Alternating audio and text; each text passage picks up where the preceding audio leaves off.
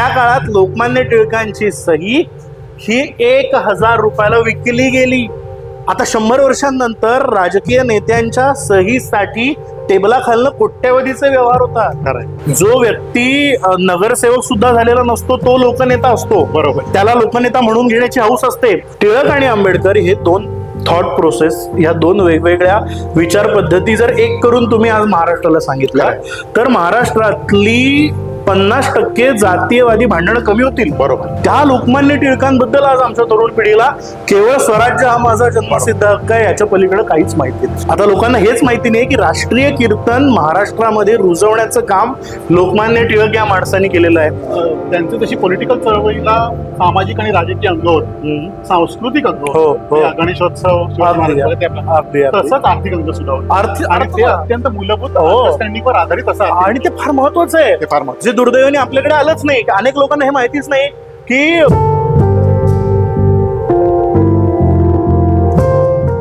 मित्रांनो नमस्कार, पार्थ बावस्कर युट्यूब चॅनलमध्ये तुमचं स्वागत. वेगवेगळ्या निमित्तांनी माझी व्याख्यानं तुम्ही या चॅनलवरती ऐकत असता. आज एका वेगळ्या निमित्ताच्या माध्यमातून तुमच्यासमोर आम्ही दोघं येतोय. नेहमी तुम्ही मला बघत असता, पण आज माझ्यासोबत माझा जवळचा मित्र लोकमान्य टिळकांचा अभ्यासक सोहम ठाकूर देसाई आहे. आणि आम्ही दोघं जण आज टिळकांबद्दल बोलणार आहोत. तुम्ही म्हणाल टिळकांबद्दल काय वेगळं बोलणार आहेत हे लोक, पण आजच्या आमच्या बोलण्यामागे एक वेगळं महत्त्व असणार आहे, एक वेगळं मोल असणार आहे. ते असं आहे की साधारणपणे आमच्या दोघांच्या गप्पांमध्ये सातत्याने आजच्या राजकारणाचे कधी कधी विषय येतात, समाजकारणाचे विषय येतात, आणि हे बोलत असताना आम्हाला आठवतात ते 100 वर्षांपूर्वीचे लोकमान्य टिळक, लोकमान्य टिळकांचा काळ.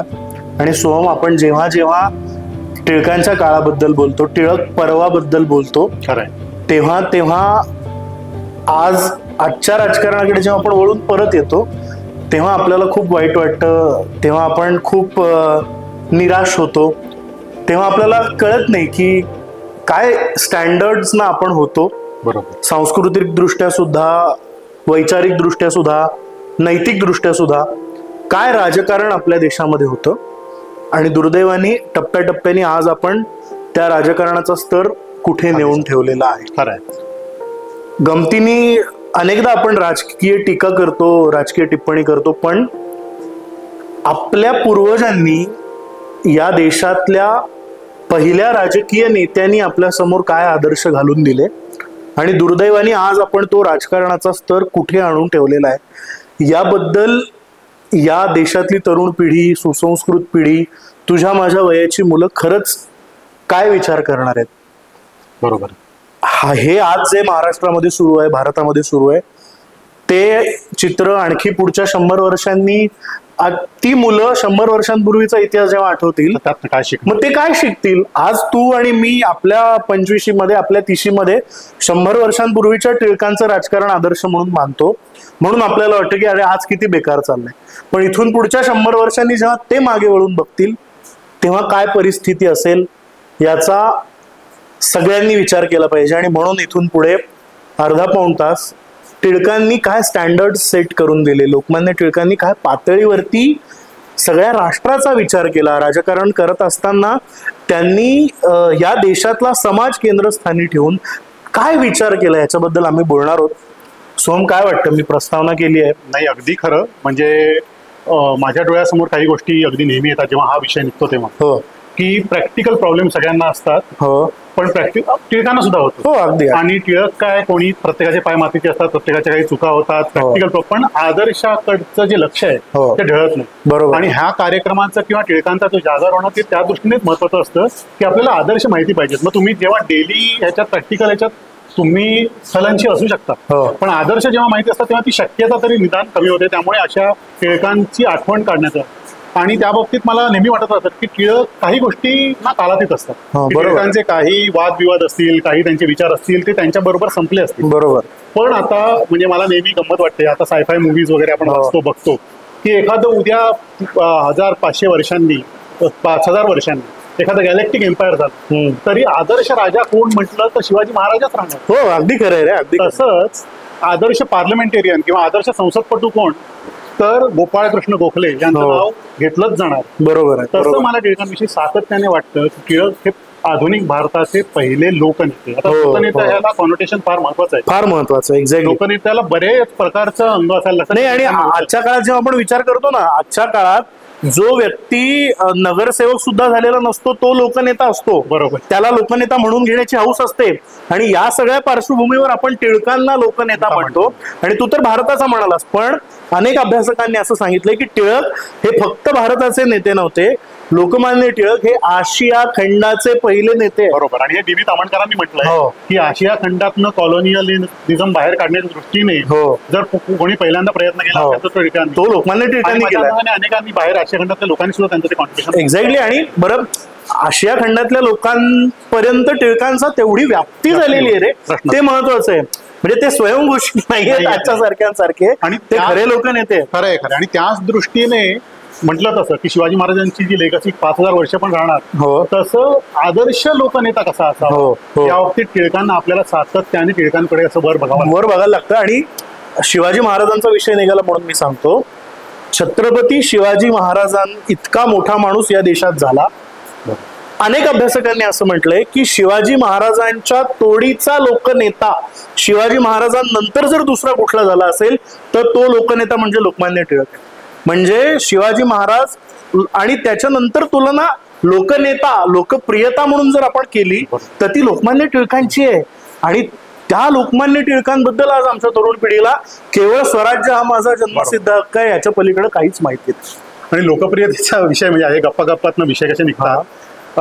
गांधीजींना आता म्हणजे जसं सूर्याला काही हे लागत नाही, गांधीजींची स्वयंभू लोकप्रियता इतकी अफाट होती आणि ती त्यांना अशी जबरदस्त त्यांच्या कर्तृत्वामुळे नंतर मिळाली. पण जेव्हा ते सुरुवातीला भारतात आले, दक्षिण आफ्रिकेत त्यांचं अफाट कर्तृत्व झालं होतं, पण भारतात सुरुवात होत होती, तेव्हा दडपून जावी अशी लोकमान्यांची लोकप्रियता आहे. एक्झॅक्टली. बरं, गंमत बघ ना, म्हणजे ती लोकप्रियता सांभाळणं हा सुद्धा एक मला त्यांच्या व्यक्तिमत्वातला एक महत्वाचा प्रसंग वाटतो बरं का.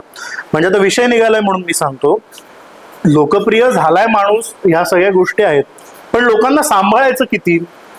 कीर्तन शास्त्र आणि लोकमान्य टिळक यांचा तसा आज मी कोणाला म्हणालो की नाही लोकमान्य टिळकांचा कीर्तनाशी संबंध होता तर लोक आपल्याला वेड्यात काढतील आजची लोक. पण तुझं इतिहास बघितलंस तर असं लक्षात येतं की महाराष्ट्रामध्ये पहिलं जे कीर्तन संमेलन झालं आणि त्या कीर्तन संमेलनामध्ये राष्ट्रीय कीर्तन हा प्रकार आला. आता लोकांना हेच माहिती नाही की राष्ट्रीय कीर्तन महाराष्ट्रामध्ये रुजवण्याचं काम लोकमान्य टिळक या माणसाने केलेलं आहे. लोकमान्य टिळकांनी कीर्तनकारांना उद्युक्त केलं आणि सांगितलं की तुम्ही कीर्तनामध्ये जसं अध्यात्म आणता, जशी भक्ती आणता, तसं राष्ट्रीय मुद्दे आणा आणि राष्ट्रीय कीर्तन सुरू करा.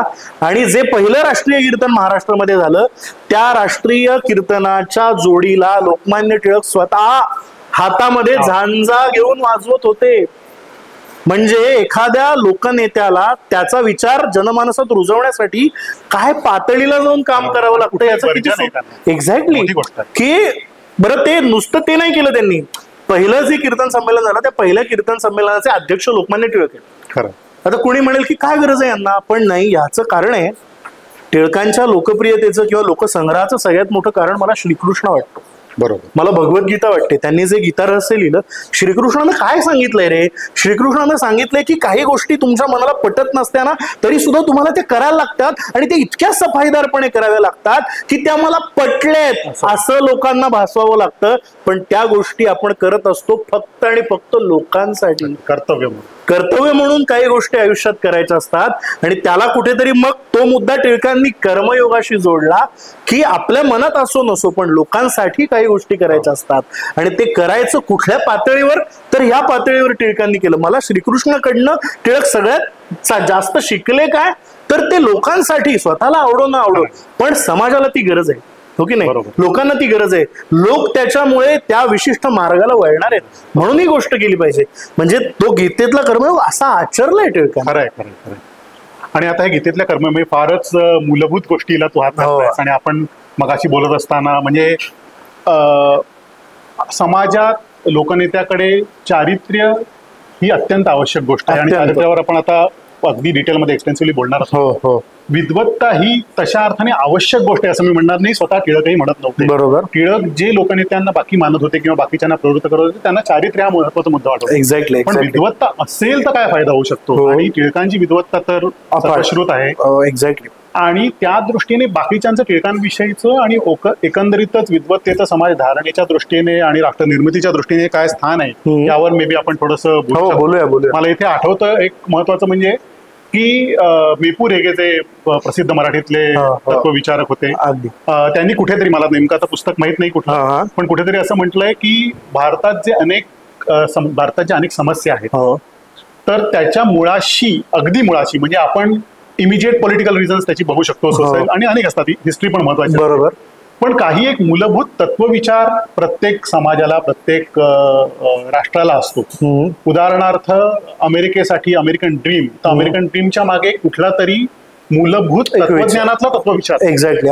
बरोबर. तर तसा तत्वविचाराचा सखोल अभ्यास जितका म्हणून केला गेला तितका करायला हवा होता तितका केला गेला नाही, असं त्यांच्या मते एक महत्वाचं कारण आहे. बरोबर. आणि असा अभ्यास करणारी फार थोडी माणसं आहेत. त्यात ते कोणाची नावं घेतात तर न्यायमूर्ती रानडे, लोकमान्य टिळक आणि अर्थातच डॉक्टर बाबासाहेब आंबेडकर. बरोबर. बरोबर. आता आपण अगदी व्यवस्थित त्या तिघांचंही वाचायला गेलं तर ह्यांच्यात परस्परात अफाट ठिकाणी साधर्म्य पण आढळेल, आणि अगदी मारामाऱ्याच करायचं झाल्या तर आपण अगदी त्यांच्यातले आरामशीर म्हणजे समन्वय ठेवायचे की मारामाऱ्या करायची. एक्झॅक्ट नाही. आणि हा आता तू जो मुद्दा, मी तुला एकच मिनिट मध्ये थांबवतो, समन्वयाचा मुद्दा मला आजच्या राजकारणाशी जोडायचा आहे.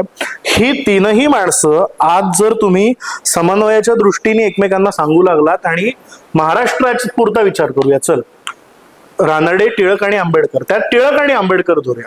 टिळक आणि आंबेडकर हे दोन थॉट प्रोसेस, ह्या दोन वेगवेगळ्या विचार पद्धती जर एक करून तुम्ही आज महाराष्ट्राला सांगितलं तर महाराष्ट्रातली 50% जातीयवादी भांडणं कमी होतील. बरोबर. खरंय. अगदी कमी होतील. मी तुला सांगतो, महाराष्ट्र पण दुर्दैवानं, म्हणजे जर मला असं वाटतं टिळक आणखी एक 8-10 वर्ष जगले असते तर त्यांनी अशा पद्धतीनं युती केली असती. बरोबर.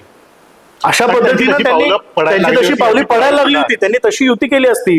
आज 100 वर्षांनंतर राजकारण काय आहे, आज दुर्दैवानं नेमक्या या दोन मुख्य जे समाज आहेत त्यांच्यामध्ये भांडणं लावण्याचं काम राजकारण्यांतर्फे होत. बरोबर. ही किती दुर्दैवाची गोष्ट आहे आपल्याकडे की टिळक आणि टिळककालीन राजकारण हे समन्वयाचं राजकारण आहे, आणि दुर्दैवाने आजचं राजकारण हे जितकं भांडणं लावता येईल तितकं आहे, आणि ते भांडणं पेटवत ठेवणं हा एक कुठेतरी उद्योग झालेला आहे राजकारणाचा.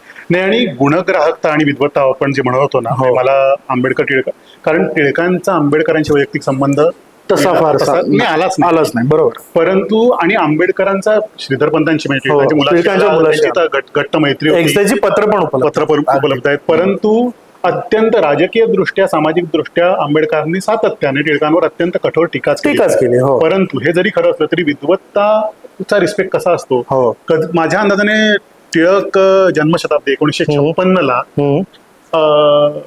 म्हणजे सगळीकडे ती साजरी झाली, आणि आंबेडकरांच्या कुठल्या तरी आठवणींमध्ये कोणीतरी नमूद केलेलं आहे की त्यांनी म्हटलंय की अरे त्यांना वाईट वाटलं आंबेडकरांना की मला कुठल्याच व्याख्यानाला बोलावलं गेलं नाही, आणि त्यांना वाईट वाटण्याचा बेस काय होता तर टिळकांच्या विद्वत्तेवर, त्यांच्या आर्टिफोमिन भेदात आणि ह्याच्यावर, म्हणजे मी प्रसंगावर टिळकांवर टीका केली, अजूनही करेन, राजकीय टीका मी करेनच, बरोबर, नाही पटत, पण त्या विद्वत्तेवर माझ्या इतकं उत्तम बोलणार अजून कोण. आणि ह्याला जोडून किती आणि जे ज्यांनी आंबेडकरांची पत्रकारिता अभ्यासलेली आहे त्या अनेक समीक्षकांचं असं म्हणणं आहे, आणि ते अग्रणी सांगतात की आंबेडकरांच्या म्हणजे त्यांची जी संपादकीय लेखनशैली होती त्या लेखनशैलीवर कुठेतरी लोकमान्यांचा प्रभाव. आता ही किती महत्वाची गोष्ट. याचा अर्थ आंबेडकर प्रगल्भ झाल्यानंतर त्यांची विचारधारा वेगळी झाली असेल, पण त्यांनी त्या पोरसौदा वयामध्ये जे वाचलं त्यांच्या वाचनात टिळक होते, आणि आंबेडकरांच्या त्या काळातल्या पोरसौदा वयातल्या वाचनामध्ये टिळक होते, कारण तो काळच असा होता की टिळक ह्या माणसाला अवॉइड करून तुम्ही राजकीय क्षेत्र असो, सामाजिक क्षेत्र असो, सांस्कृतिक क्षेत्र असो, कुठलेही क्षेत्र म्हणजे राजकीय, सामाजिक आणि सांस्कृतिक ही तीन मी मुख्य प्रवाह सांगितले, या 3 प्रवाहांना ओलांडून पुढे जायचं असेल तर मध्ये टिळक येतच होते, टिळकांना सोडून तुम्ही जाऊ शकत नव्हतं. खरंय. किती महत्वाची गोष्ट आहे. आणि असा म्हणजे शेवटी आपल्या दृष्टीवर आहे. आणि इतिहासाच्या अभ्यासाच्या दृष्टीने मतभेदाचे, अगदी कठोर मतभेदाच्या दृष्टीने सगळ्यांवर टीका होणं हे आवश्यकही आहे, एक अत्यंत शास्त्रीय दृष्टिकोन.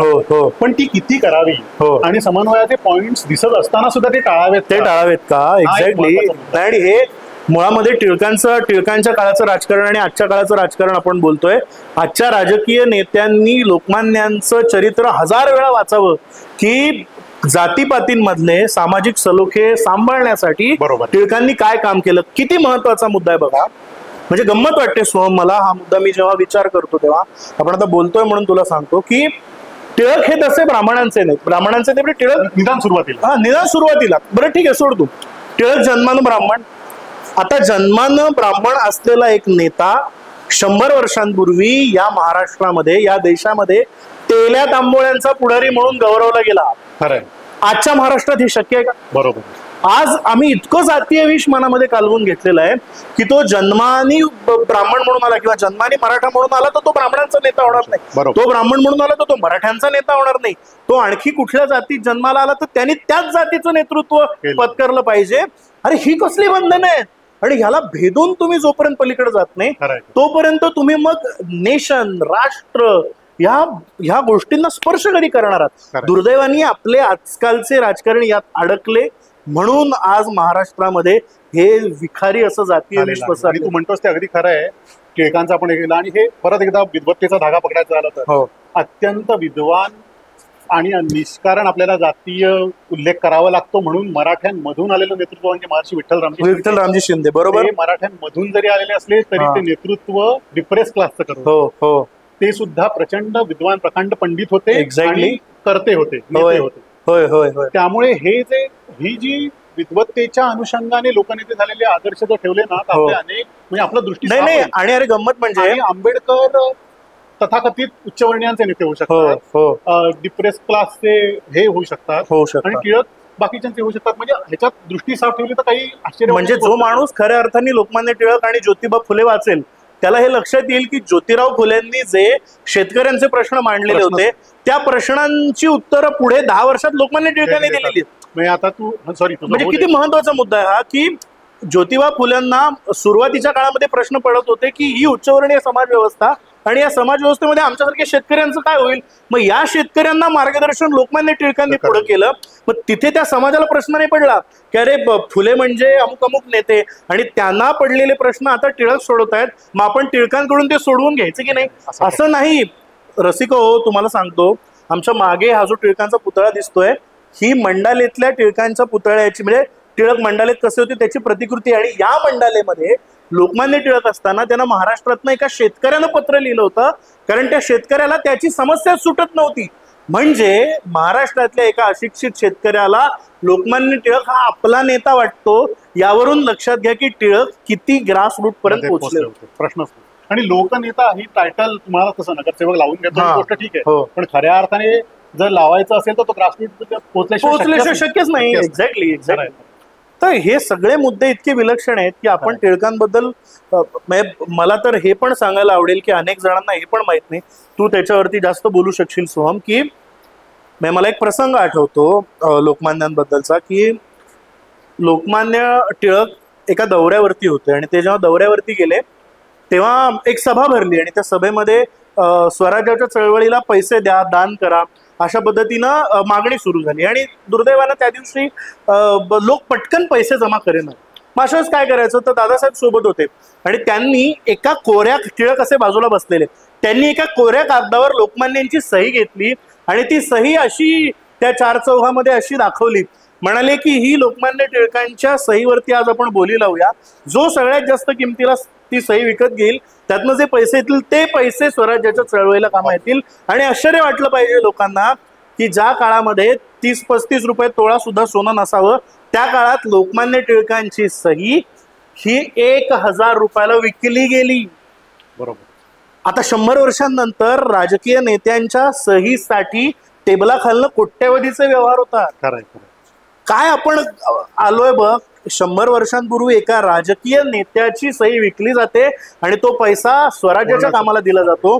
आणि आज त्याच एखाद्या मंत्र्याच्या, नेत्याच्या सहीसाठी आम्हाला टेबलाखालनं पैसे द्यावे लागतात.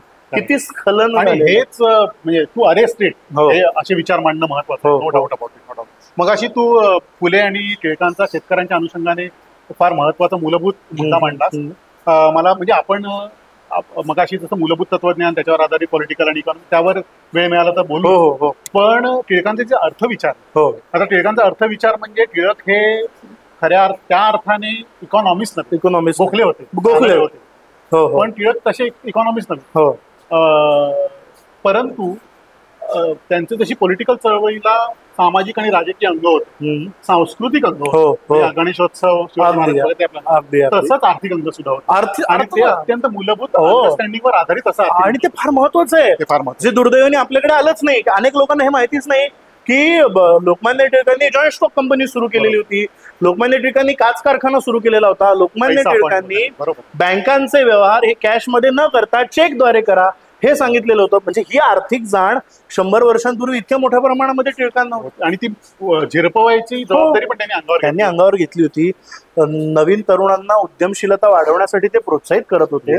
ह्या सगळ्या बाबी म्हणजे स्वराज्य हा एक शब्द आपण बाजूला ठेवला, आणि या क्षेत्रात जर लोकमान्यांनी काम केलं असतं तर Tilak would be the first real economist of India. Tilak या देशाचे पहिले अर्थमंत्री झाले असते. मी तर म्हणतो आर्थिक जाण असलेला लोकनेता. म्हणजे कसं आहे, आपण जसजसे मिनिंगफुली विशेषणं लावत जाऊ ना, तसं ते व्यक्तिमत्व अजून उलगडत जाणार. त्यामुळे आर्थिक जाण असलेला लोकनेता हे फार महत्वाचं, फार सखोल जाण, बरोबरची नाही. मग त्यात सांगण्याचा मुद्दा. आणि दुसरी आर्थिक जाण का महत्वाची होती, एक गंमत आहे. तुम्ही कुठल्या प्रकारच्या शत्रूशी लढत होता.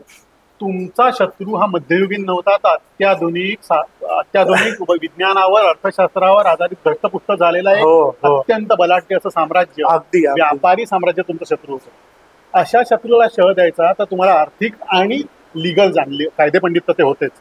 आता तू मगाशी फुल्यांचा जो मुद्दा मांडलास ना, त्या अनुषंगाने महत्वाची सांगायची गोष्ट म्हणजे आपल्याला 2 टिळकांच्या 3 खटले त्यांच्यावर राजद्रोहाचे झाले. त्यातल्या शेवटच्यात ते सुटले, त्यांना शिक्षा झाली नाही. मला वाटतं जिनांकडे त्यांचं पहिल्या 2 खटल्यांमध्ये शिक्षा झाली. त्यातलं 1908 ची शिक्षा आपल्याला माहिती आहे, त्यांना 6 वर्ष मंडालेलं. बरोबर. त्याच्या आधीची मला वाटतं चापेकरांची शिक्षा, चापेकरांच्या नंतरची, पण ती मला आता एक्झॅक्ट नाही. चापेकरांचीच पहिला राजद्रोह चापेकरांच्या वेळी, चापेकरांच्या नंतर झाला. हा बरोबर. सन किती, साधारणतः 1897 नंतर झाली ती. तर त्याच्यात आता लक्षात घेऊया आपण, चापेकरांचा उल्लेख केला. समोर धडधडीत राजकीय कारण आहे, त्यासाठी टिळकांना अटक झाली. राजकीय सिमिलरली 1908 ला जी अटक झाली तेव्हा धडधडीत राजकीय कारण, तेव्हा देशातील दुर्दैव, बॉम्बगोळे वगैरे, बॉम्बस्फोट झाले होते. बरोबर. बंगालमध्ये लोकांना संशय होता टिळकांच्या, लोकांना म्हणजे ब्रिटिशांना. बरोबर. अगेन राजकीय धडधडीत कारण आहे. पण तेवढंच आहे का?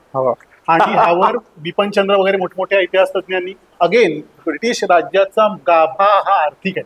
एक्झॅक्ट. आणि टिळक कुठेतरी त्या आर्थिक गाभ्याला आव्हान देत, आणि टिळकांचा म्हणजे टिळकांच्या मी म्हणेन ज्या राजकीय चळवळी आहेत त्या सुद्धा आर्थिक गाभ्यावर. आता तो कसा आहे, म्हणजे आता स्वदेशी आणि बहिष्कार हे 2 मुद्दे घेत, त्यांची जी चतुसूत्री आहे त्याच्यातले स्वदेशी आणि बहिष्कार हे 2 मुद्दे मुळात आर्थिकच आहेत. बरोबर. त्यांचं काय म्हणणं आहे की तुम्ही त्यांचा कपडा वापरू नका, तुम्ही त्यांचं सामान वापरू नका. याचा परिणाम काय होणार आहे, तर माल आमच्या देशात तयार होतो पण तो पॅक तिकडून होऊन येतो, याच्यामुळे ब्रिटिशांना पैसा मिळतो. बरोबर. एकदा का भारतातनं पैसा येणं बंद झालं की ब्रिटिश कशाला पाहतोय भारताकडे, त्याचं लक्ष या मातीमध्ये काय आहे, कारण त्याला अर्निंग्स आहे तिथून. खरं हो की नाही. त्याला, आणि टिळक हा पहिला माणूस आहे मित्रांनो ज्यानं ब्रिटिशांनी आपल्या देशातनं किती पैसा नेला, ब्रिटिशांनी हा देश किती लुटला याचे हिशोब केलेले आहेत. हिशोब केला. आणि म्हणजे मूलभूत हिशोब तसे ट्रेन थिअरी ज्याला म्हणतात दादाभाई नौरोजी, आणि पण त्याचं जे पॉलिटिसायझेशन आणि सोप्या भाषेत लोकांना सांगणं की तू एखादं बजेट, त्यांनी केसरीमध्ये कधी काही म्हणजे बजेटचा त्यांचा अभ्यास होता तो भाग वेगळा, पण त्यांनी बजेटच्या अंगाने जर ती मांडणी केली असती तर कदाचित शेतकऱ्याला कळलं नसतं. त्यांना 2 गोष्टी हव्या आहेत, लक्षात घे. टिळकांना त्या शेतकऱ्यांनी शेतीतून त्याची कुटुंब उत्तम चालवणं हे अपेक्षित आहे, आणि तोच शेतकरी ते चालवता चालवता त्याला हे कळलं पाहिजे की अरे मी माझ्या देशाचं काहीतरी देणं लागतो. आणि ना दुहेरी अप्रोच आहे. ह्या 2 जाणीवा जाग्या करणं हे त्यांच्या मधलं खूप मोठं टॅलेंट आहे. प्रश्नच नाही. आणि मगाशी जो राजकीय आणि इकॉनॉमिक अंग ते मी सांगतो, पण त्याच्या आधी एक मूलभूत सांगायचं म्हणजे आर्थिक विचार कसा दुहेरी अंगाने आहे. की एका बाजूने आपल्या स्वदेशी बांधवांचे, अगदी सामान्यातल्या सामान्य शेतकरी कामगारांपासून स्वदेशी उद्योजकांचे आर्थिक हितसंबंध सांभाळणे हे त्याचं एक अंग आहे. सरळ सरळ आर्थिक आहे, बरोबर. पण त्याचा पुन्हा एकदा ऍज अ टूल वापर करून ब्रिटिश सत्तेला राजकीय आव्हान देणे त्याचं दुसरं अंग आहे. दुसरं अंग, बरोबर. त्याचं ब्रिटिश चाणक्य होते, त्यांना कसं कळत होतं राजकीय याला प्रत्येकाला आर्थिक कारण काय आहे. तर फर्स्ट सिडिशन खटल्याच्या अगोदर फेमिन कोड म्हणजे दुष्काळ पडला होता. शेतकऱ्यांना हे उठवून तुमचा राजकीय हक्क आहे ब्रिटिशांनीच दिलेला, तुम्ही बजावा सांगणं आणि महसूल बुडायला लागलं. शेवटी तो पिंच आहे ना, तो आर्थिक पिंच अटक झालेली आहे. फेमिन कोड सांगतो, तो पहिला आर्थिक पिंच बसलेला आहे, बरोबर. त्यांना अटक झाली राजकीय कारण म्हटलं नाही, पण त्यातलं हिडन कारण हे शेतकऱ्यांचं आंदोलन. पंचचंद्र वगैरे मोठ्या मोठ्या डिटेल म्हणजे त्यांच्या लिहिलेलं. अगदी अगदी. दुसऱ्या ह्याच्यात काय गंमत झाली आहे, दुसऱ्या ह्याच्यात दारूबंदीची चळवळ करत होते. म्हणजे बॉम्बस्फोट राजकीय कारण आहेत आणि दारूबंदी मोठा महसुलाचा घाटा सरकारला, बरोबर. त्यामुळे अशा दोन महत्वाच्या आर्थिक घाटा टिळक करू पाहतायत आणि त्या दृष्टीने राजकीय आव्हान देऊ पाहतायत. अशा वेळेला टिळकांना क्या बात आहे, क्या बात आहे, खूप महत्वाचं आहे. आणि याचा आणखी झालेला परिणाम तुला सांगतो. आता तू दारूबंदीचा मुद्दा म्हणालास, हे सगळे मुद्दे ज्या एका सामान्य वर्गाशी निगडित आहेत ना, तो सामान्य वर्ग टिळकांच्या अटकेनंतर सगळ्यात जास्त खवळलेला. म्हणजे तेच सांगतो, म्हणजे कामगार वर्ग. मी त्याच मुद्द्याकडे येतोय. 8ची जी अटक आहे, त्या अटकेनंतर सगळ्यात महाराष्ट्रामध्ये 8 दिवस मुंबईत कुठले दंगे झाले? गिरणी कामगारांचे दंगे झाले, त्याच्या लक्षात. तर टिळकांना तुम्ही मंडालेला पाठवताय, याचा तसा गिरणी कामगारांवरती काही परिणामाचा संबंध नाही. पण टिळकांचं नेतृत्व किती पोचलंय बघ आतमध्ये, की उठाव हा गिरणी कामगारांमधनं पहिला झाला आणि तो मोठ्या प्रमाणात झाला, की ते कापड गिरणी वगैरे बंद करायला लागले आणि मुंबई हवालदिल झालेली होती. आणि लेनिनने दखल घेतली. हो, लेनिनने त्याची महत्व, कारण लेनिन तिकडे रशियामध्ये त्याच दृष्टीने कामगारांची चळवळ, आणि पुन्हा कम्युनिस्ट टिळक संबंध आहे, हा एक गमतीशीर विषय आपण कव्हर करू शकत नाही. पण लेनिनने की कामगारांना स्वतःची जाणीव होऊन एका डेमोक्रॅटला अटक झाली, मिस्टर टिळक डेमोक्रॅट, त्यांना अटक झाले. त्या दृष्टीने हे अत्यंत शुभ लक्षण आहे. लेनिनने रशियात लिहून ठेवलं. आता अटकेच्या निमित्ताने तुला सांगतो, म्हणजे आता हे तू काय म्हणता येईल, जागतिक पातळीबद्दल तू बोलतोय, साध्या गोष्टी आहेत. म्हणजे मला टिळक हे एखाद्या किती कुटुंब वत्सल होते, नाही म्हणजे कुटुंब वत्सल म्हणजे की त्यांच्या मुलाबाळांमध्ये आणि बायकोमध्ये नाही म्हणत मी. टिळक हे महाराष्ट्राचं लोकप्रिय नेतृत्व कसं झालं, त्यांना अटक झाली. टिळकांना अटक झाल्यानंतर, म्हणजे त्यांची पहिली किंवा दुसरी अटक असावी, ते सिंहगडावरती त्यांचा बंगला होता आणि ते बंगल्यामध्ये जायचे. जेव्हा टिळकांना अटक झाली, त्यांना अटक झाल्यानंतर त्या सिंहगडाच्या खालच्या गावामध्ये राहणारा एक गवळी, त्या गवळ्यानं मनोमन उपवास धरला की लोकमान्य टिळक जोपर्यंत सुटून येत नाही तोपर्यंत मी दूध पिणार नाही, मी साखर खाणार नाही, मी चहा पिणार नाही. एवढी श्रद्धा, एवढी श्रद्धा. आणि ते टिळक सुटून आले, आणि सुटून आल्यानंतर जेव्हा ते सिंहगडावर गेले, त्यांना कळलं की बाबा आलेले आहेत टिळक महाराज सिंहगडावरती, तेव्हा तो म्हातारा वरती चढून यायला लागला. टिळकांना बातमी कळली की अरे यांनी असा असा उपवास केलाय आणि माझ्यासाठी उपवास केलाय. त्यांनी सांगितलं की मी उपवास केव्हा सोडेल, तर मी गवळी आहे, माझ्या हातचं दूध ताक तुम्ही जेव्हा प्याल तेव्हा मी तो उपवास सोडेल. आणि टिळक त्या वयात सिंहगड उतरून खाली आले. त्याच्यासाठी काय धन्यता वाटली असेल रे त्याला, की टिळकांसारखा माणूस खाली येतो आणि आपल्या हाताने, आणि मग तो उपवास सोडतो. हे लोकसंग्रह तत्व, हे प्रश्न किती कमालीची गोष्ट आहे.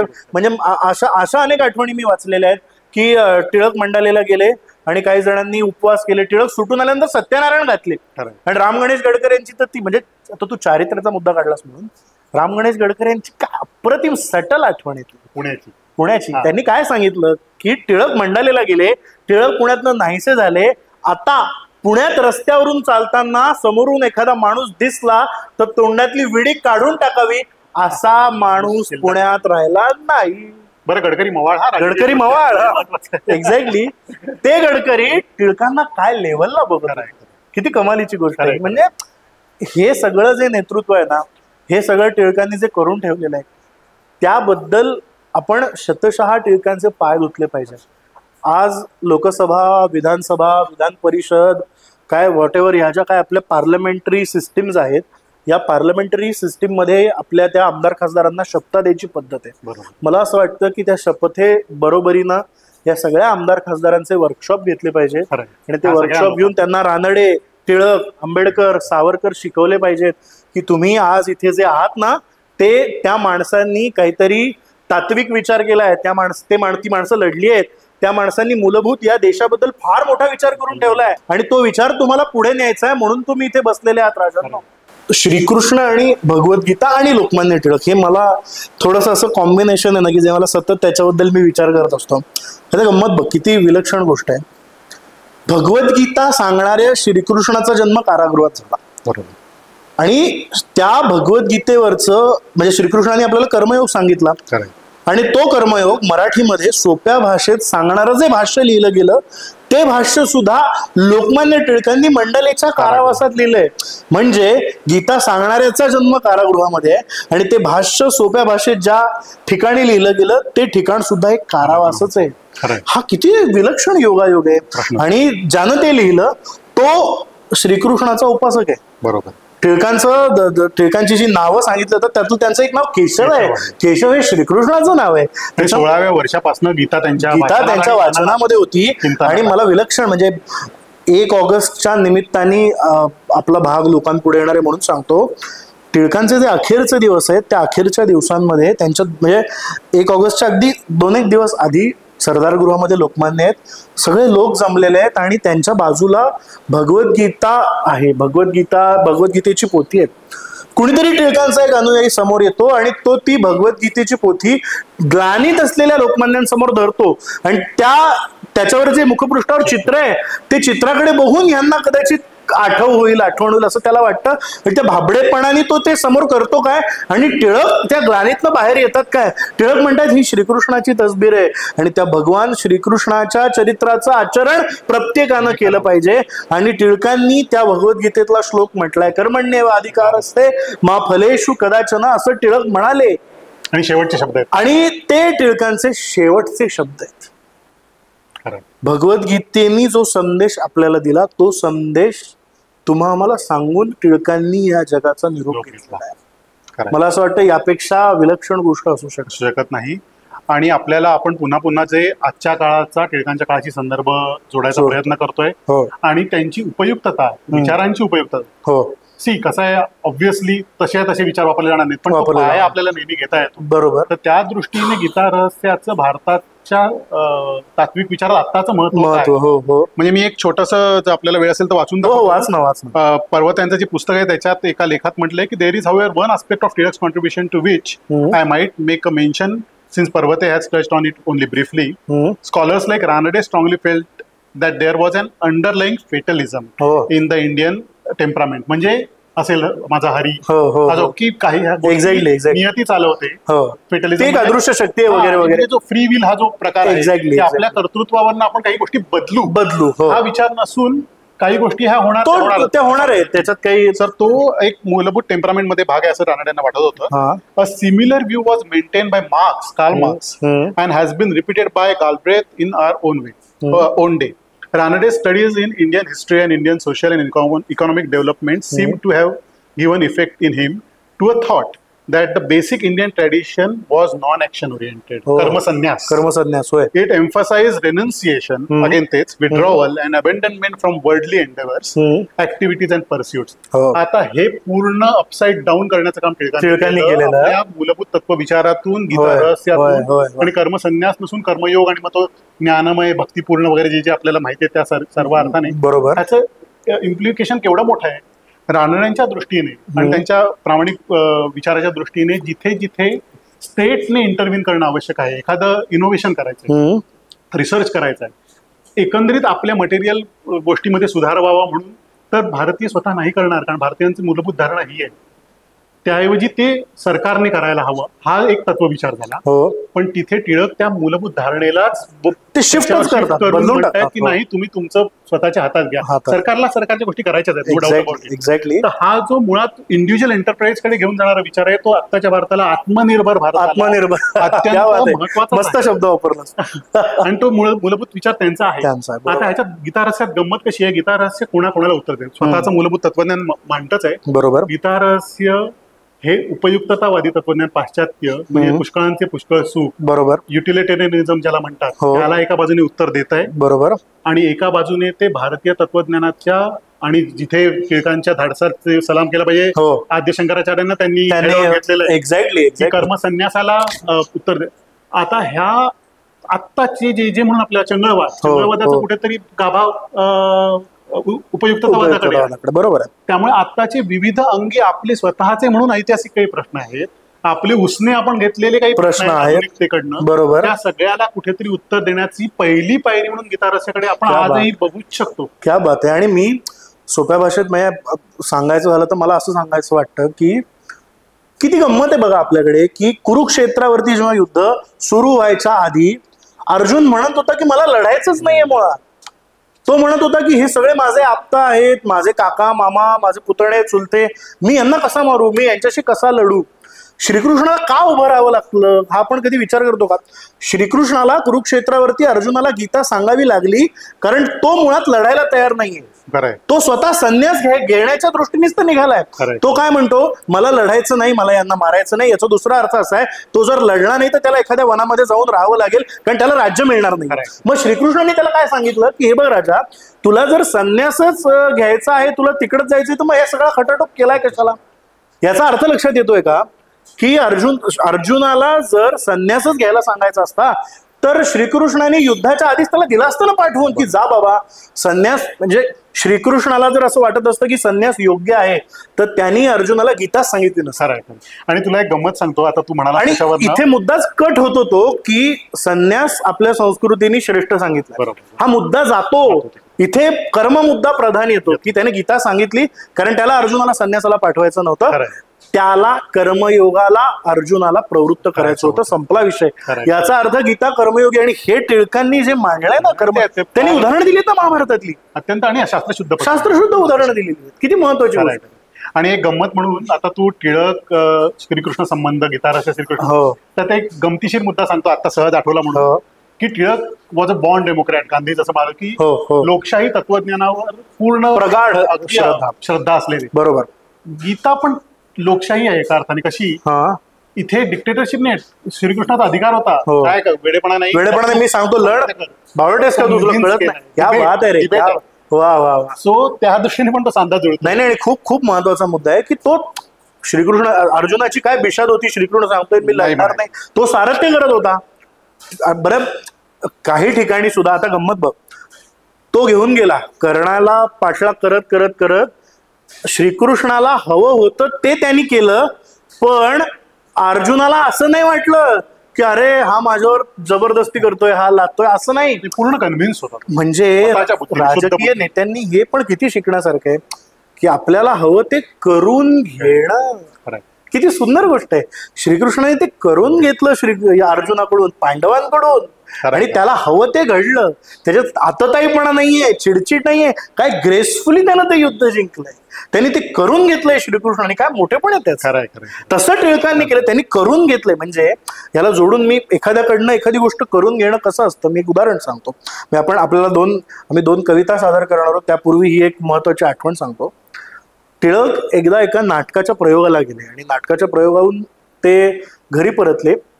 त्यांना तो प्रयोग प्रचंड आवडला आणि आदल्या दिवशी बघितलेला नाटकाचा प्रयोग त्यांना आवडला. ते घरी आले आणि दुसऱ्या दिवशी त्यांना अशी बातमी आली की तो जो कलाकार आहे नाटकाच्या त्या प्रयोगातला एक, तो काहीतरी आता पुढचे प्रयोग करायचं नाही म्हणतो. तर टिळकांनी केळकरांना बोलवलं.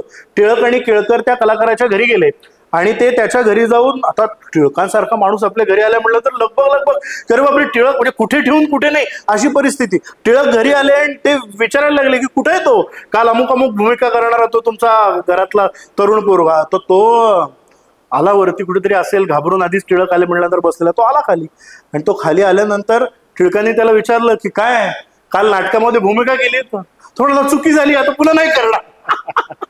टिळक म्हणाले अरे घाबरतोस काय, तू करतोस काय, मी हे तुला विचारायला आलो. तो म्हणाला नाही, मी वकिलीचा अभ्यास करतोय, परीक्षा येऊन ठेपली आहे, त्याच्यामुळे काही पुढे काम करता येणार नाही. टिळक म्हणाले अरे वकिली बाजूला सोड, वकील खंडीभर होतील, या देशाला चांगला नट पाहिजे, चांगला गायक पाहिजे. तसं जेव्हा ज्याची गरज आहे ते त्या लोकांकडनं करून एककल्ली विचार नाही. टिळकांसारख्या माणसाला पूर्णपणे स्वातंत्र्य आणि हा सगळा विचार करणाऱ्या माणसाला काय गरज होती एका नटाकडे जायची, पण त्यांनी ते केलं. किती विलक्षण गोष्ट आहे. टागोरांचा किस्सा आपण आता सांगायचं म्हटलं म्हणजे असे पॉडकास्ट आम्ही दोघे टिळकांबद्दल एरवी बोलत होतो, आम्ही तास दीड तास कसा जातो कळत नाही. पण म्हणून ही सगळी टिळकांची वेगवेगळी रूपं तुमच्या पुढे यावीत, कारण मुळात त्या एका वाक्यात टिळक संपवले जातात. दुर्दैव आहे आपल्याकडचं की त्याच्या पलीकडे जाऊन टिळकांचा विचारच केला जात नाही. आणि गरज आहे, आणि गरज सुद्धा आहे. आणि ते वाक्य सुद्धा, जे वाक्य आपण नेहमी म्हणतो, स्वराज्य हा माझा जन्मसिद्ध हक्क आहे आणि तो मी मिळवणार, या वाक्याकडे तरी आपण सिरियसली बघतो कसं? मला खूप या वाक्यातला एक गर्भित अर्थ सांगावा असं वाटतो की काय आहे, टिळकांना का असं म्हणावं लागलं की स्वराज्य हा माझा जन्मसिद्ध हक्क आहे? याचा दुसरा अर्थ असा आहे की टिळकांना जी जाणीव आहे की स्वराज्य हा अरे आपला हक्क आहे, अरे ही जाणीवच ज्या समाजात नाहीये त्या समाजामध्ये ती जाणीव रुजवण्याचं काम टिळकांना करावं लागलं, रुजवायचं आणि त्यांच्याकडनं आंदोलन. मुळात तो हक्क आहे हेच लोकांना माहिती नव्हतं, म्हणून त्यांना सांगावं लागलं की अरे बाबांनो, हा माझा, तुमचा, आपल्या प्रत्येकाचा हक्क आहे आणि तो मी मिळवणार. असं जेव्हा मी सांगतोय तेव्हा तुम्हालाही असं वाटलं पाहिजे की तो मी मिळवला पाहिजे. खरंय खरंय. अशा समाजात त्यांनी ती जाणीव रुजवली, हे खूप महत्वाचं आहे आणि हेच सांगितलं जातं. किती आवड, काय चॅलेंजेस असतील रे त्यांच्या पुढे. हल्ली आमदारांचा मुलगा आमदार, खासदारांचा मुलगा खासदार होतो, त्या काळात काय चॅलेंज असेल टिळकांपुढे की एक असा समाज आहे ज्याला स्वराज्य, स्वातंत्र्य, काही कसली काही फिकीर नाही, काही देणं घेणं नाही, आणि अशा लोकांना सांगायचं की अरे ते मिळवणं आपल्यासाठी का गरजेचं आहे. बरं, ते त्यांच्यावर लादून नाही, जसं त्यांचं समाज सुधारणेबद्दलचं म्हणणं की समाज सुधारणा ही लोकमतानं झाली पाहिजे, ते लादून नाही, त्यांच्या कलानं करत लोकनेता होणं. आणि तू आता हे सगळं मांडलंस त्याच्यावर मला एक आठवलं, आणि त्यांची आठवण सुद्धा या निमित्ताने आपण काढू शकतो. विनायक जोशी म्हणून मुंबईचे एक ज्येष्ठ टिळक अभ्यासक होते, दुर्दैवाने ते आपल्यात नाहीत आता, परंतु त्यांच्याशी बोलताना एक दिवस किती थोडक्यात सूत्रबद्ध रीतीने टिळकांचा कर्मयोग मांडला असू शकतो. टिळक भिनले असल्यामुळे त्यांच्यामध्ये ते म्हणाले, सोहम टिळक आजन्म राबले रे आणि पद्धतशीरपणे राबले. हा कर्मयोग कमाल. आणि लोकांसाठी बरं, ते लोकांसाठी राबले, आणि ते सगळं करताना जी शत्रू राष्ट्र होतं त्या शत्रू राष्ट्राला किती भीती होती. म्हणजे मॉन्टेग्यूला भेटायला जेव्हा ते दिल्लीला गेले तेव्हा सरकारने असं जाहीर केलेलं होतं की टिळकांची आणि त्याची भेट होईल, पण ती भेट म्हणजे ते येणार, रेल्वेवर स्टेशनवरती उतरणार, उतरून त्याला भेटायला जाणार, या मधल्या हे जे टप्पे आहेत याच्यात रस्तोरस्ती त्यांचं स्वागत सत्कार हे आम्ही काहीही करू देणार नाही.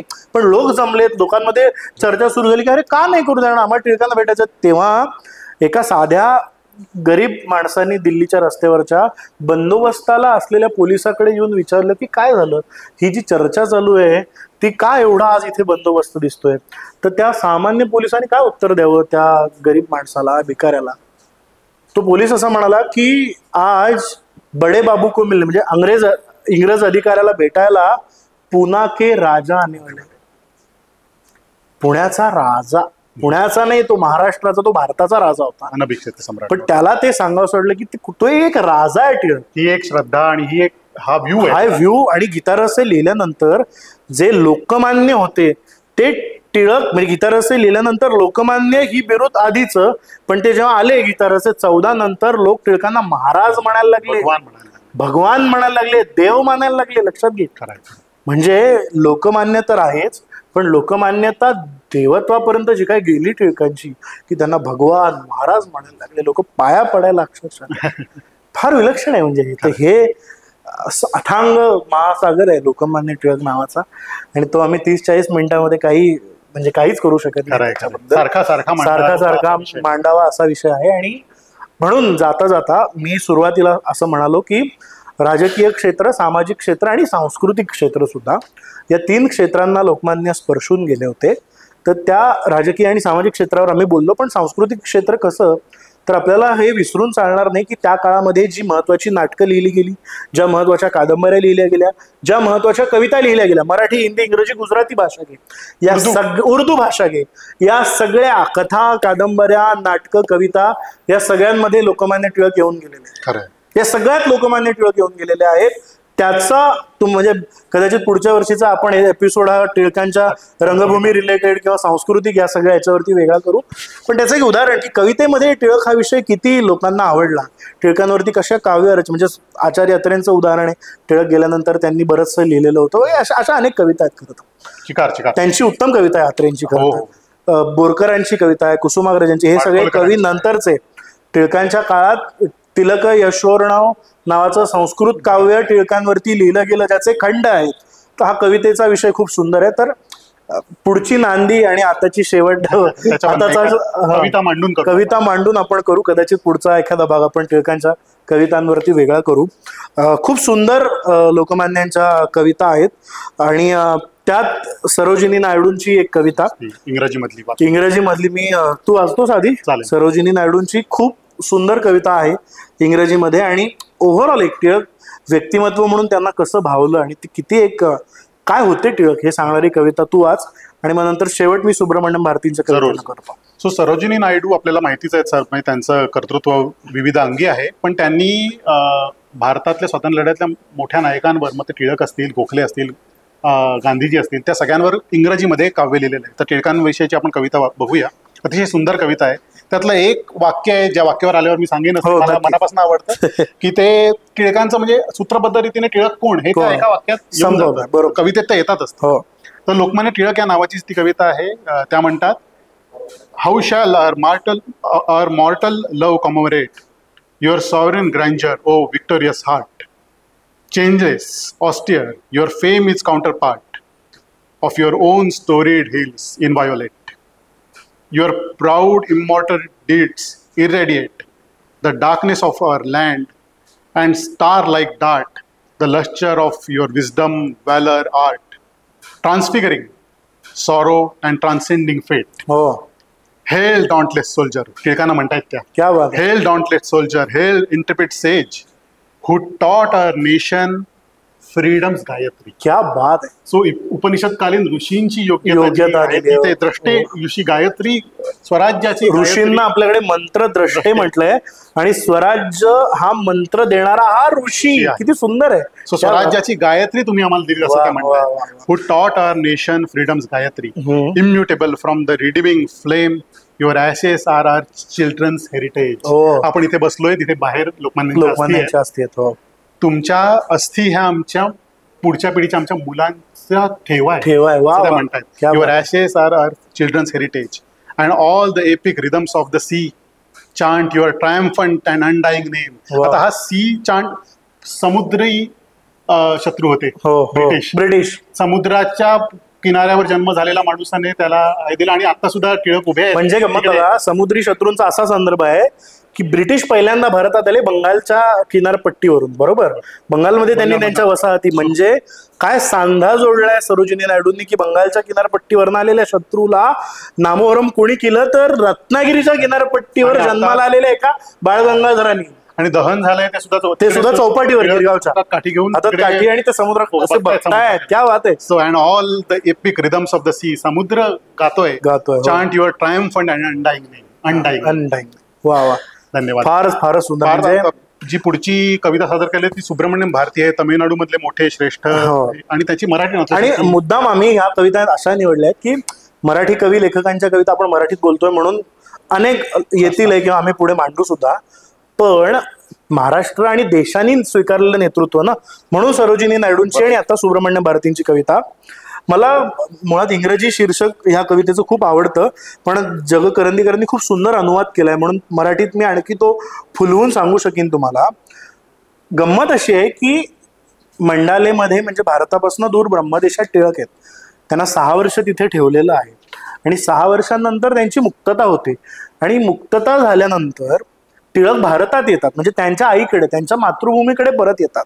त्यांची आई म्हणजे मातृभूमीच. आता तर सुब्रमण्यम भारतींनी इतकी सुंदर कल्पना केली की जणू एखादं तान्हुलं पोर आपल्या आई समोर दिसली, आपली आईची चाहूल लागताना ज्या तीव्रतेनं तिच्या मिठीत, तिच्या कुशीत झेपावतं, तसे टिळक म्हणजे ती आई, ती मातृभूमी वाट बघते की अरे माझा टिळक गेला तिकडे, तो कधी येतोय.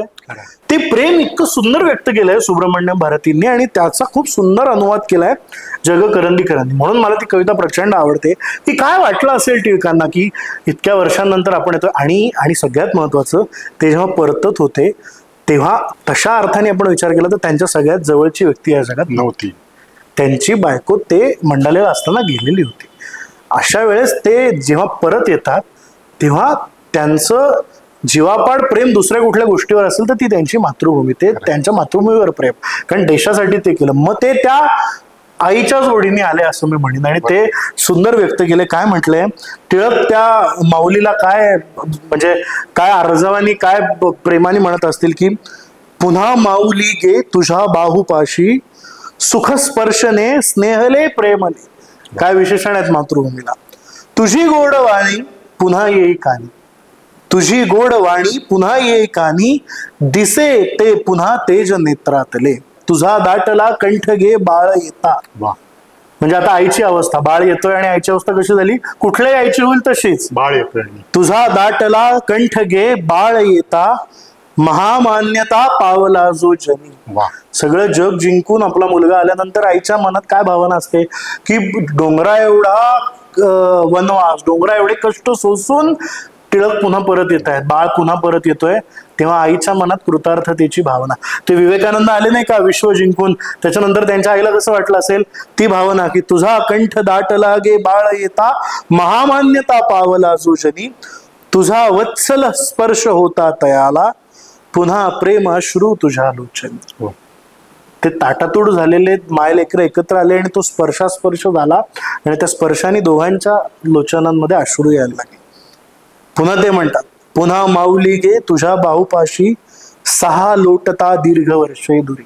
6 वर्षांचा दुरावा लोटतोय. बहु कष्टला एकला बंदिवासी, जीवा यातना जेथ नाना परी. युगे वर्तली युगे वर्तली जाहली आड विश्वे, तरी आईची दृष्टी बाळाकडे. मला वाटतं हे वैश्विक वाक्य आहे, ही ओळ वैश्विक आहे की तरी आईची दृष्टी बाळाकडे, तिच्या प्रीतीची ज्योत नित्य प्रकाशे, न काळ स्थलांचे तिला साकडे. मला असं टिळक किंवा मातृभूमी याच्या पलीकडे जाऊन लिहिलेलं आहे. इतका तरल अनुवाद. किंवा यांनी सुब्रमण्यम भारतींनी पण काय सुंदर लिहिलं असेल की युगे वर्तली जाहली आड विश्वे, तरी आईची दृष्टी बाळाकडे, तिच्या प्रीतीची ज्योत नित्य प्रकाशे, न काळ स्थळांचे तिला साकडे. कसा काळ हा, काय पारतंत्र्याचा काळ. कसा काळ हा माय वत्सासी तोडी. काळ कसा आहे की आई आणि तिचं लेकरू सुद्धा दुरावत आहे. मग ते पारतंत्र्य आणलं इथे आपल्याकडे. त्या काळात जी गाणी लिहिली बघ ना, परवशता पाशदैवे ज्याच्या गळा लागला, मातृभूमी ज्याची त्याला होत बंदिशाला परवशता, असूनी खास मालक घरचा म्हणती चोर त्याला.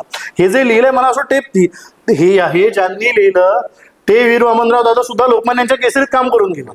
तर टिळक किती केंद्रस्थानी आहेत बघ. पुन्हा कसा काळ हा माय वत्सास तोडी, तुझ्या घाव घाली कली जावरी, तया जिंकुनी पुण्यभूमे तुझा गे, पहा श्रांत हा बाळा आला घरी. सगळ्या संकटांवर त्यानं मात केली आणि तो बाळ आला घरी. आणि तो खरंच श्रांत अवस्थेतच आला. मध्यरात्री कोणाला कळू नये अशा परिस्थितीत त्यांना आणून टाकलं. खरंय. शरीराने थकलेले होते. शरीराने थकलेले मात्र सिंह हा तो तर असणारच. म्हणजे पुन्हा काय म्हणतात बघा की सगळं जग जिंकून आला आणि आता काय, आता आलेला आहे बाळ, आता काय व्हावं म्हणून कामना केली त्यांनी की पुन्हा माऊली गे तुझ्या बाहुपाशी, करो हा सुखे सर्वदा आसरा. आता हा जो आसरा आहे ना, पुन्हा दाटातूट नको, सर्वदा सुखे हा आसरा, बलोत्साह संपन्न चैतन्यशाली, चिरायू करी लाडक्या लेकरा, चिरायू करी लाडक्या लेकरा. आता त्याला पुन्हा त्रास नको, आता हे नाव असंच चिरायू होऊ दे. किती सुंदर. मला असं वाटतं की सुब्रमण्यम भारती दाम सगळे म्हणत जी ती एक अर्थता ओतली आहे ना, ती अर्थता या अनुवादात सुद्धा आली. आणि हे जे आशीर्वाद मागितला तो खरा झाला. तो महत्वाचं म्हणजे 6 वर्ष ब्रह्मदेशात ठेवायचं कारण काय, जे कारण कैकेयीने रामाला 14 वर्ष पाठवलं तेच आहे की विसरून लोक विसरली नाही. तर तामिळनाडूतला एक मोठा नेता टिळकांवर कविता लिहितोय. फार महत्वाची, खूप महत्वाची गोष्ट आहे. आणि ते आले तेव्हा ती अशा कविता, म्हणजे एखाद्या राजकीय नेत्याच्या सुटकेवरती इतकी अजरामर कविता लिहिली जावी. ती कविता लिहून आज मला वाटतं 125 वर्ष होतील कदाचित, 115-120 वर्ष, आणि ती कविता आपण आज गातोय. यावरून आपल्याला कळत असेल की टिळक किती मोठे होते. आणि असं टिळकांचं मोठेपण म्हणजे आपण आता गप्पांमध्ये बोललो आमचं सुरू व्हायच्या आधी की त्या काळातले सगळे राजकीय समकालीन नेते, गांधी असोत किंवा सावरकर असोत, आज ज्यांची खूप नावं घेतली जातात, परिणामी टिळकांचं तेवढं घेतलं जात नाही. पण या 2 मुख्य राजकीय नेत्यांना त्यांच्या उमेदीच्या काळात असं सांगणं भाग पडलं होतं किंवा असं सांगावंसं त्यांना अभिमानानं वाटलं होतं की टिळक आमचे गुरु आहेत, आम्ही टिळकांना गुरु मानतो. त्यात भावनिक आणि सत्याचा अंश निश्चित आहे, पण राजकीय दृष्ट्या सुद्धा महत्वाचं असतं की शेवटी तुम्ही इतिहासात पुढे जाता तेव्हा you have to claim legacy. Exactly. त्या दोघांना ती लेगसी क्लेम करणं ही आवश्यक होतं. गांधींची विचारधारा वेगळी, सावरकरांची विचारधारा वेगळी. या दोन्ही विचारधारांनी ठामपणे असं सांगितलंय की हो आम्ही टिळकांना आदर्श मानतो आणि आम्ही टिळकांचंच राजकारण पुढे चालवतो. याचा अर्थ लक्षात घ्या. आम्ही खूप महत्वाच्या नोटवर आज थांबतो की याचा अर्थ आज ह्याच्या दोन विचारधारा 100 वर्षांनंतर सुद्धा, स्वातंत्र्याच्या 70 वर्षांनंतर सुद्धा या देशामध्ये सातत्यानं चर्चिल्या जातात, सातत्यानं बोलल्या जातात. त्या दोन्ही विचारधारांच्या मुळाशी लोकमान्य टिळक हे नाव आहे. यावरून तुम्हाला कळेल लोकमान्य किती मोठे होते, किती विशाल होते, किती व्यापक होते आणि ते खऱ्या अर्थानं लोकमान्य होते. खरं आहे. नक्की हा आमचा भाग आवडला असेल तुम्हाला तर माझा इंस्टाग्राम आहे, इंस्टाग्रामवर वेगवेगळे रील्स अशा राष्ट्रीय विचारांसंदर्भामध्ये माहीत नसलेल्या गोष्टींबद्दल मी अपलोड करत असतो. ते सुद्धा नक्की बघा. पार्थ बावस्कर ऑफिशियल म्हणून इंस्टाग्रामवर आहे, फेसबुकवर आहे आणि यूट्यूबचं आमचं चॅनल पार्थ बावस्कर सबस्क्राईब करा. अशा पद्धतीचे वेगवेगळे व्हिडिओज या माध्यमातून तुम्हाला बघता येतील. तुम्हाला आणखी काही आमच्याकडनं जाणून घ्यायचं असेल टिळकांबद्दल, सावरकरांबद्दल, तुमच्या काही शंका असतील, प्रश्न असतील जे आम्ही व्हिडिओच्या माध्यमातून मांडावेत असं वाटत असेल तर कधीतरी नक्की कमेंट बॉक्समध्ये लिहा. आम्ही नक्की एकत्र येऊ, वेगवेगळ्या विषयांवरती अशा गप्पा आणि अशी चर्चा करू. हा भाग नक्की तुमच्या मित्रमैत्रिणींसोबत शेअर करा. तोपर्यंत नमस्कार, पुन्हा भेटूया. धन्यवाद.